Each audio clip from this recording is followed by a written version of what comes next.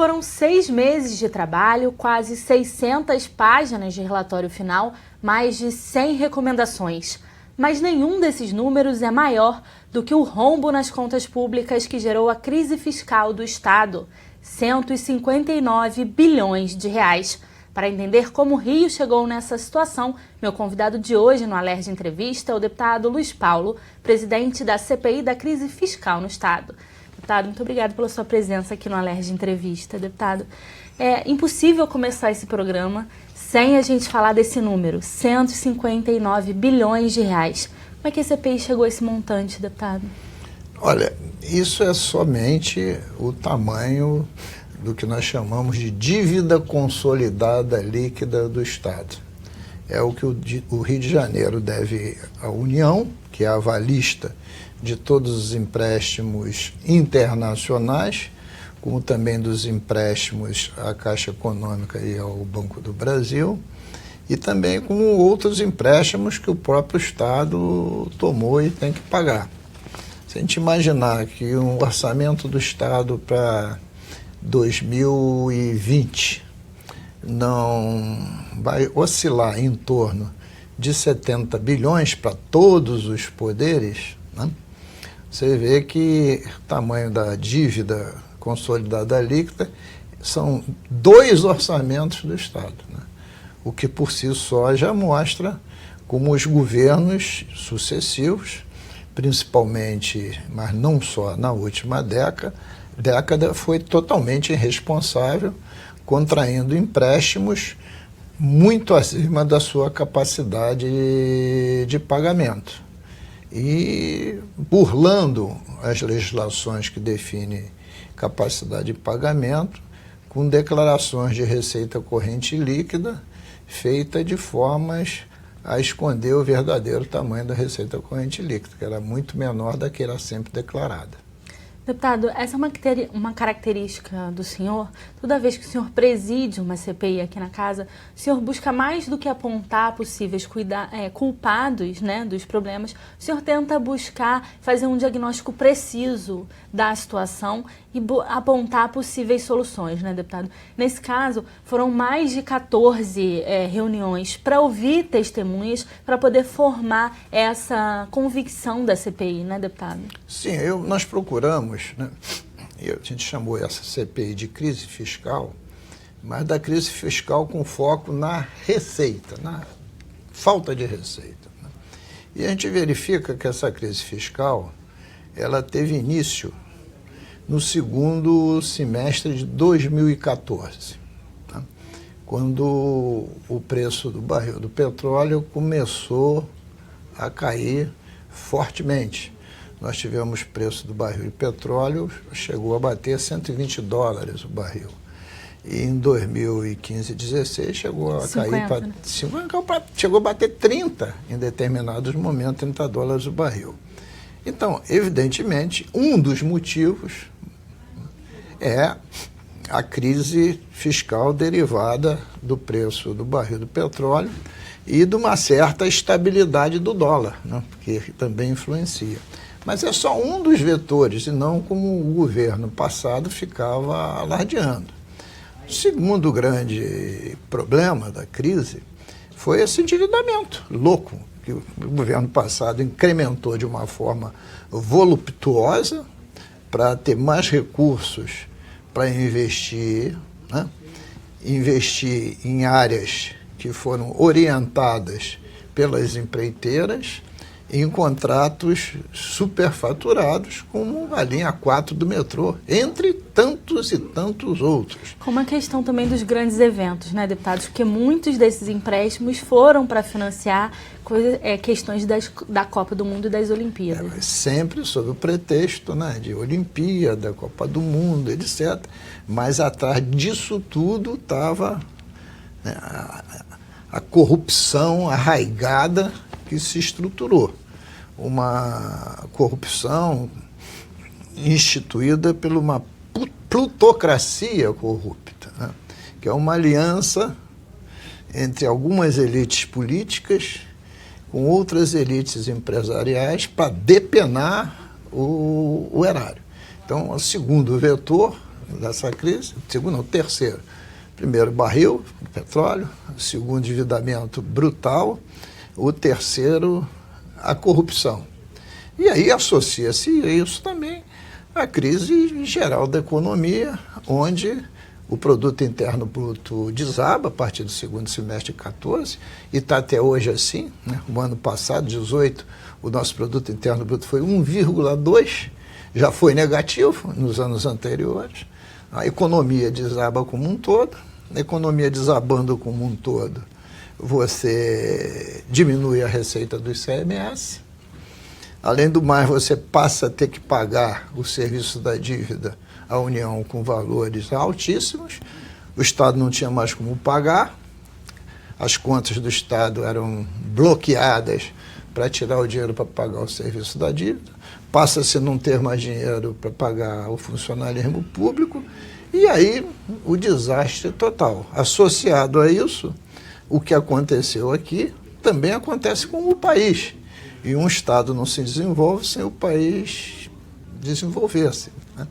E a Operação Lava Jato concentra as suas atividades no Paraná, em cima da Petrobras. E onde está situada a Petrobras? No estado do Rio de Janeiro. Uma das grandes obras da Petrobras era o quê? O Comperj, que fica paralisado. Destrói os municípios de Itaboraí, Cachoeira de Macacu, pega São Gonçalo, Tanguá, etc.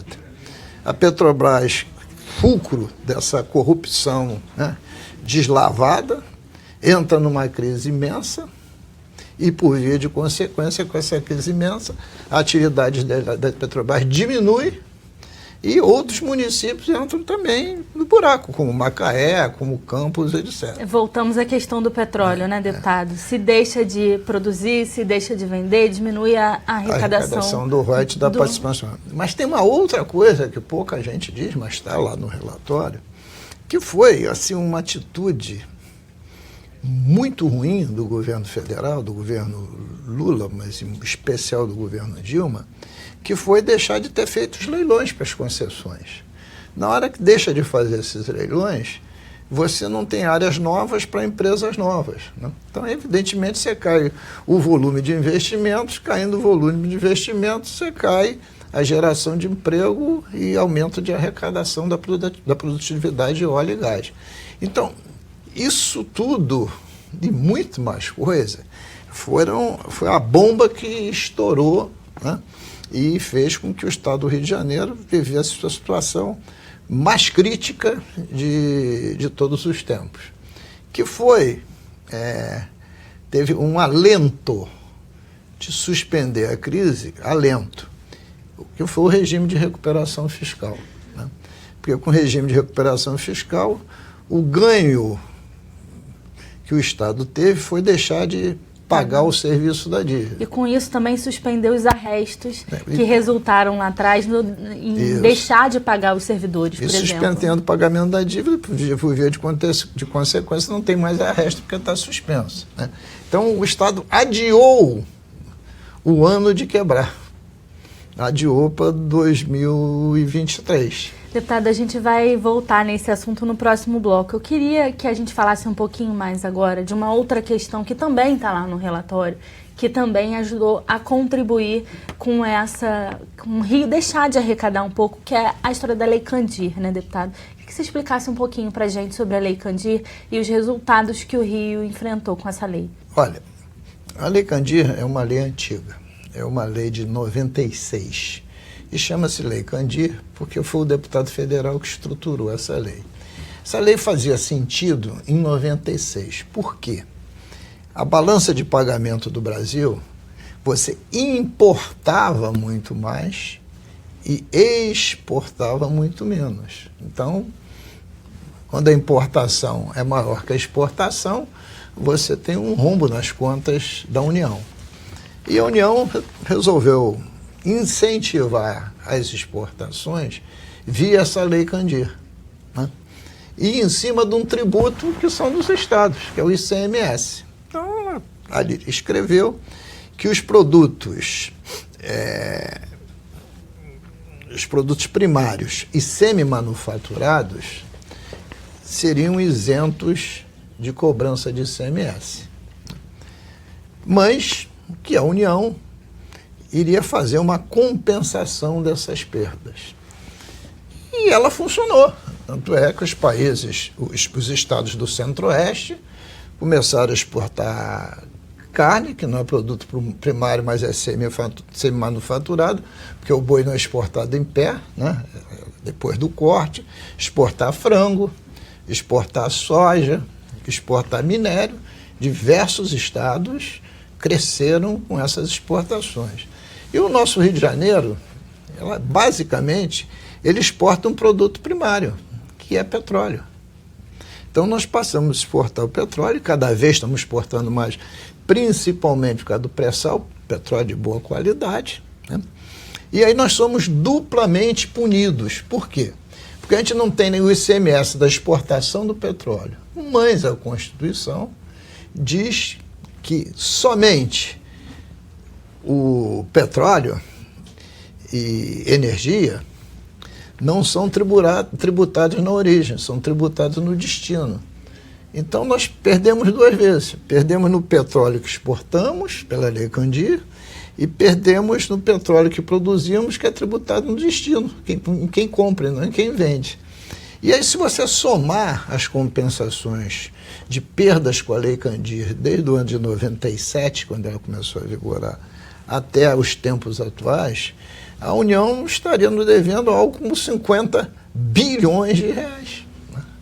E até agora está sem equação, apesar do Supremo Tribunal Federal ter já decidido, já tem mais de 3 anos, que teria que ter uma nova legislação para nos compensar, não só o Rio de Janeiro, todas as unidades da federação. Mas até agora a equação ainda não teve. Então essa é a verdadeira história da Lei Candir. E esse valor, né, deputado, estimado de 50 bilhões, já era uma grande ajuda nessa dívida que o Estado tem com a União por conta dos empréstimos. Sem dúvida nenhuma. Na gestão passada, a Assembleia Legislativa, o presidente e alguns deputados, eu inclusive, nós fomos ao presidente da República propor que ele pudesse pegar essa dívida da União e, no tempo da nossa dívida, né, se fosse 20 anos para bater a nossa dívida com a União, fosse abatendo, subtraindo durante 20 anos esse valor. Aí o presidente da República deu aquela resposta de jurista e constitucionalista. Os senhores não têm um direito, os senhores têm uma expectativa de direito. E nada fez. Quer dizer, isso também ajudou o Estado, né, a ir para o buraco, né? Deputado, a gente precisa fazer uma pausa rápida e no próximo bloco nós voltamos com as soluções para ajudar o Estado a sair da crise. É só um minutinho, não sai daí que a gente já volta.